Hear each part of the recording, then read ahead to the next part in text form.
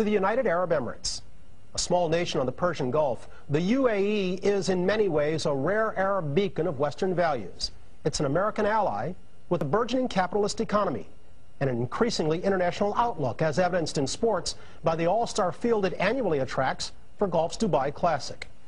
But for all its 21st century progress, the UAE is also home to a sinister remnant of another time, a time when people were bought, sold, and kept as slaves.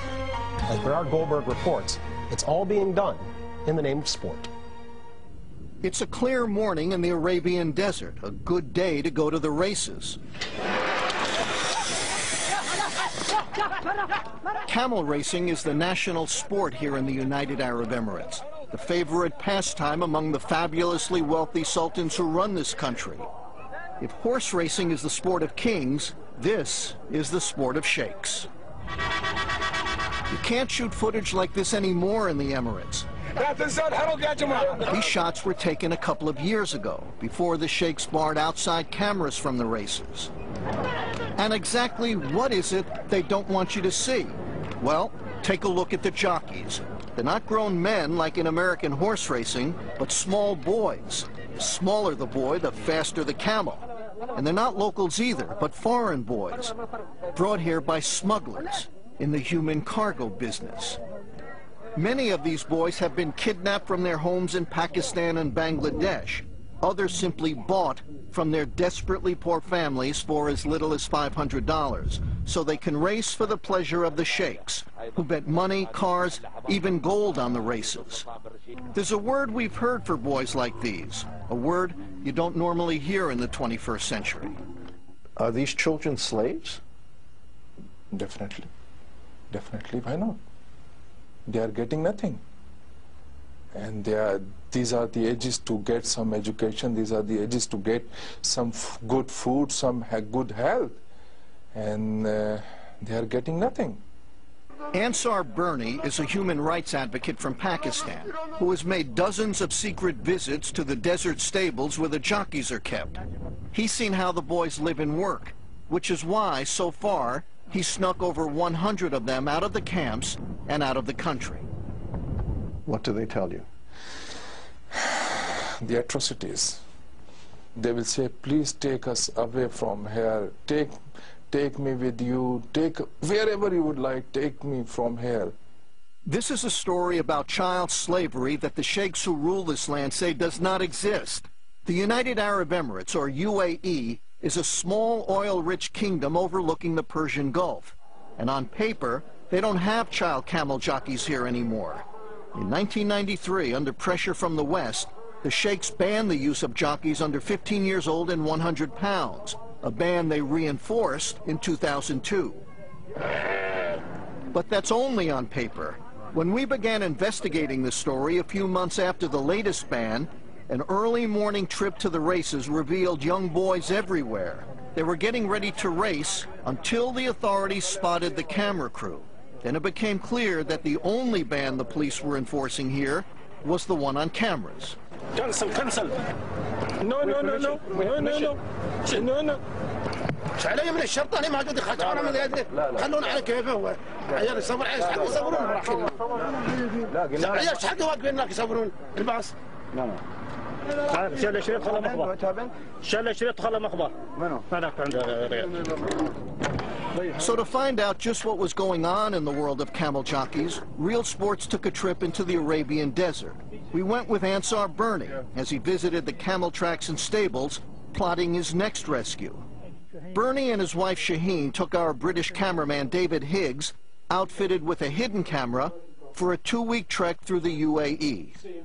The trip began at a training session at the country's main track, where there were no photography signs everywhere. So it's quite clear that what is happening here is something that they want to take place in secret.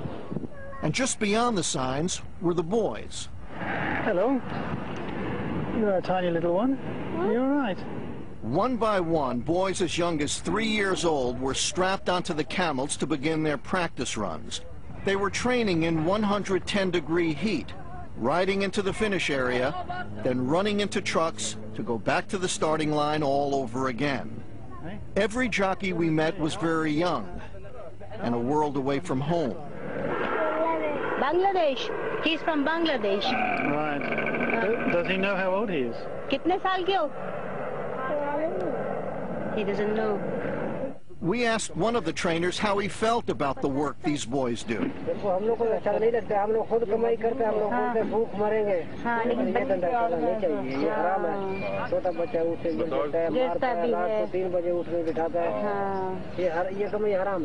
But for these boys, the only thing tougher than a day at the track is a day at home. Just down the road from the palaces of the sheikhs are the desert camps where the boys are kept. These camps are quite a bit more like a prison camp than a place for children. The camps often have no furniture and no electricity, but they do have plenty of barbed wire, just in case the boys get any ideas. And behind the locked gates, you can see them doing every kind of dirty work. So it's clearing up the camel dung.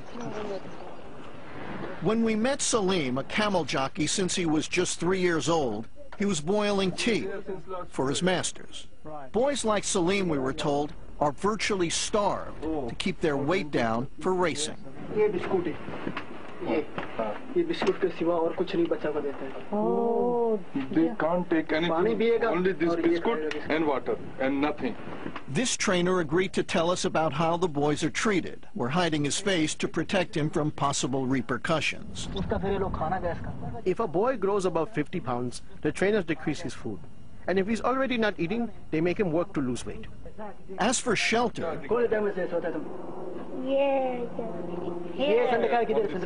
What, here, on the floor? Yeah, on This is where he sleeps. on the fan. Okay, well, it looks like this boy doesn't have a bed. He just lies here on the sand. Yeah, he's telling us he sleeps here. Right, that's where he lies. So if they eat well, if they sleep well, They will gain weight. and that's the worst thing that could happen. They can't gain weight. as bad as it is for some boys, it's even worse for others. Saddam told us his father back in Bangladesh had sold him to the camel camps, not for money to feed the family, but for liquor. Now, he's got new problems. Can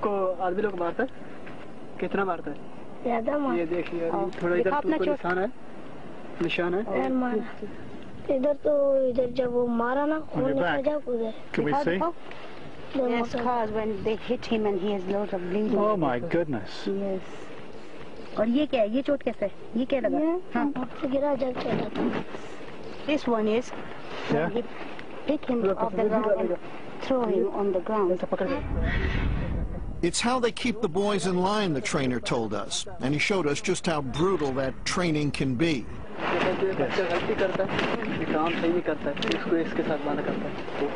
Oh my God, whenever they're not happy with a child or he makes a mistake, they would tie him with Down to the chains. And after he's chained up, the boy is hit, sometimes with his own camel whip. We asked the trainers at this camp if all the boys get this treatment.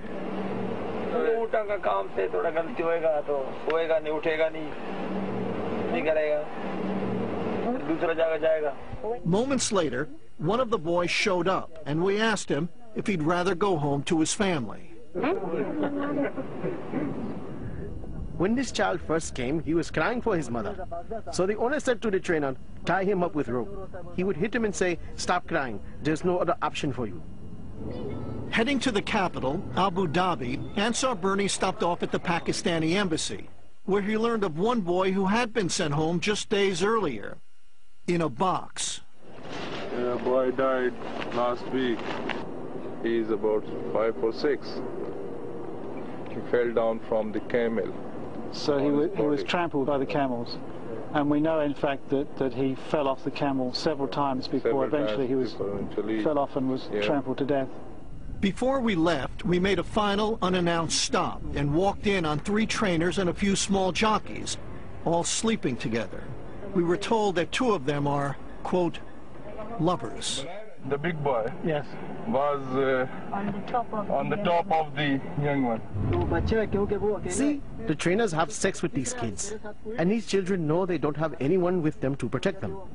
They will have sex with the kid, and then they'll tell him, listen here, you bastard. If you tell anyone, I will kill you right here.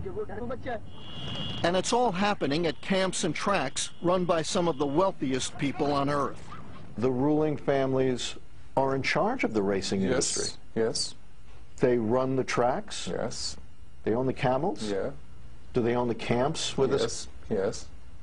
But if the children are slaves, there's no escaping this. You're saying the rulers of the United Arab Emirates, the sheikhs, are the slave traders. Sure, they are.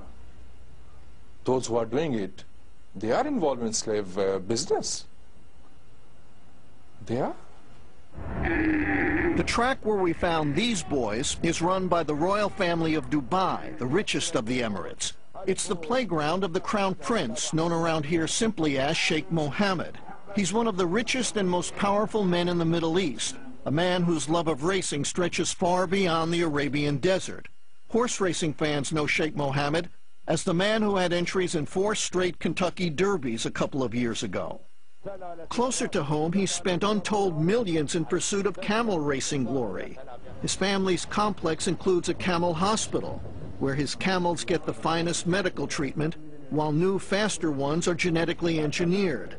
These pampered animals train with the best equipment and cool off with daily dips in their very own pools. It's a life of luxury the camel jockeys will never know. So the camels eat better, they live better. If they get sick, they get better treatment. Than the young boys. Yeah, because according to these sheikhs, these camels are very expensive, but not the human beings, not the children. Yeah, the boys are $500. Yeah, and the camels are in millions. And if you believe the sheikhs, everything we saw in the desert was just a mirage. Listen to the head of the Camel Racing Federation after the latest ban on child jockeys took effect in 2002. He made it sound like we'd have a better chance of finding a waterfall in the desert than finding an underage jockey in his country. Absolutely impossible. Absolutely impossible. Absolutely impossible to find a jockey who is below 15 years of age, and it will never, never happen. I totally dismiss this argument. This is impossible. But by the time the trip was done, Ansar Bernie had a long list of boys he hoped to sneak out of the camps. It was just a question of where he would take them. Some of these boys, after all, were too young to tell him anything at all, least of all, where they might have come from.